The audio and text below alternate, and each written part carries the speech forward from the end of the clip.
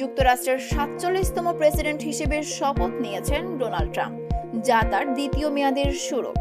ট্রাম্পের শপথ গ্রহণের পরপরই নিউ ইয়র্ক, ওয়াশিংটন ডিসি এবং লস অ্যাঞ্জেলস সহ বিভিন্ন শহরে ট্রাম্প বিরোধী বিক্ষোভ শুরু হয়েছে। নিউ ইয়র্কের ওয়াশিংটন স্কয়ার পার্কে এবং শিকাগোর ট্রাম্প টাওয়ার এলাকায় বিক্ষোভকারীরা সমবেত হয়েছেন। লস অ্যাঞ্জেলসের সিটি হলের বাইরেও ট্রাম্প বিরোধী সমাবেশ চলছে। ওয়াশিংটন ডিসিতে বিক্ষোভ মিছিল হয়েছে, যা ট্রাম্পের অভিষেকের বিরুদ্ধে জনমতের প্রকাশ ঘটায়। অভিষেকের পর প্রথম ভাষণে ট্রাম্প বাইডেন আমলের সব নির্বাহী আদেশ বাতিল করার ঘোষণা দেন। প্রথম দিনে তিনি বাইডেনের ৭৮টি নির্বাহী আদেশ বাতিল করে তা জনতার সামনে প্রদর্শন করেন।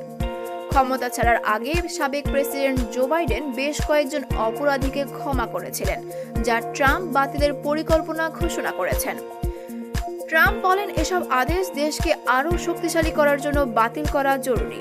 বিক্ষোভের পাশাপাশি ট্রাম্প প্রশাসনের প্রথম দিনগুলোতে রাজনৈতিক অস্থিরতার শঙ্কা তৈরি হয়েছে।